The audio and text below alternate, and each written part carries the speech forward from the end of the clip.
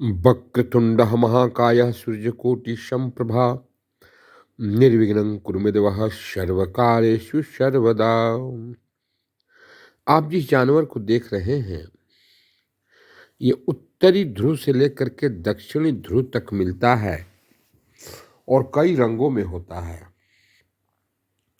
इस पर भगवान गणेश की बहुत बड़ी कृपा रहती है और भगवान गणेश के आशीर्वाद से ही एक बार भगवान गणेश का चूहा रास्ता भटक गया था और गणेश जी को कहीं जाना था स्वर्ग में,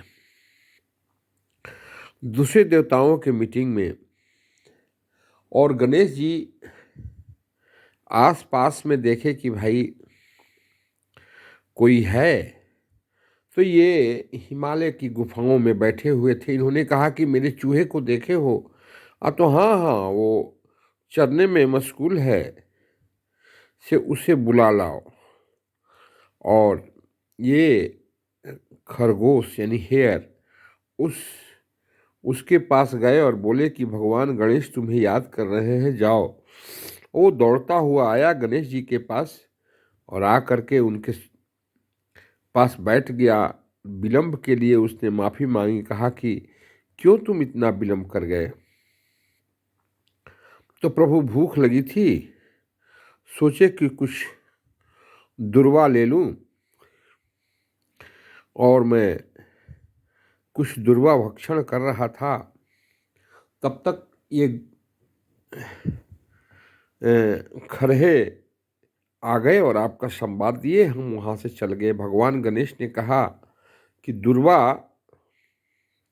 मुझे भी प्रिय होगा और दुर्वा इन निर्दोष पशु हेयर खरहे को भी अत्यधिक प्रिय होगा और ये दुर्वा इनकी जीवन में हमेशा शांति देगा, ताकत देगा और ये पृथ्वी के किसी भी कोने में पाए जाएंगे, प्रचुर मात्रा में रहेंगे।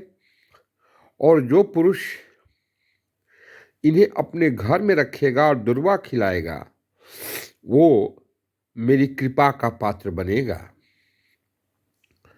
तो इस तरह से आपने देखा कि भगवान गणेश को, भगवान लंबोदर को किस तरह से खरगोश हेयर खरहा बहुत ही प्रिय है। और ये खरहा उत्तरी ध्रुव से दक्षिणी ध्रुव तक कड़कड़ाती ठंड में भी रहते हैं और बड़े ही कामयाब तरीके से रहते हैं। इनकी जिंदगी में हमेशा खुशियां रहती हैं। हालांकि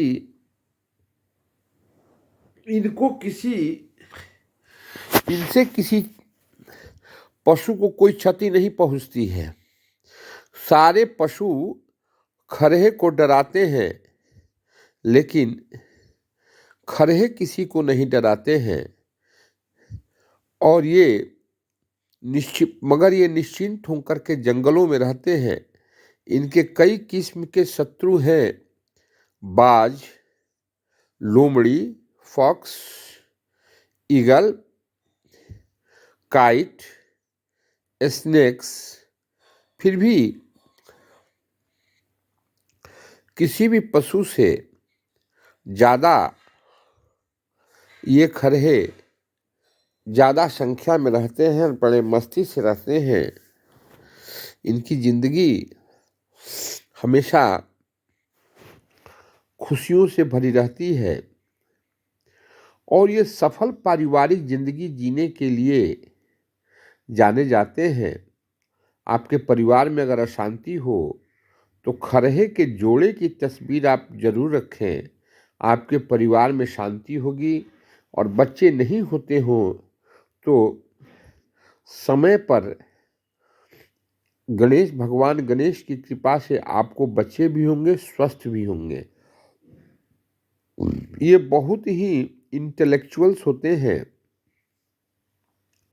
ये विद्वान पशु है जिनको की माँ सरस्वती ने अपना सफेद रंग दे करके इनकी विद्वता को सैल्यूट किया और कहा कि नहीं, आप आपको मैं विद्या का दान देती हूँ और इस विद्या के दान से आप सर्वदा इस धरती पर जितने भी पशु हैं उसमें आपके पास सोचने की शक्ति रहेगी।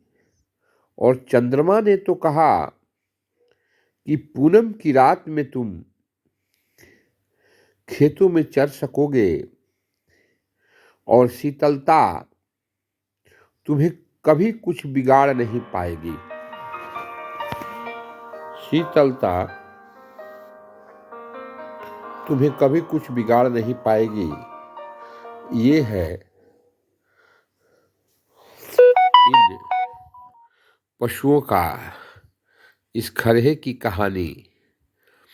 इसीलिए बर्फीली से बर्फीली कंदराओं में भी ये मिलते हैं और बड़े ही स्वस्थ तरीकों से रहते हैं। ये खरहा जो आप देख रहे हैं ये चांदनी रात में बाहर निकला हुआ है। ये चंद्रमा की कृपा को प्राप्त कर चुका है।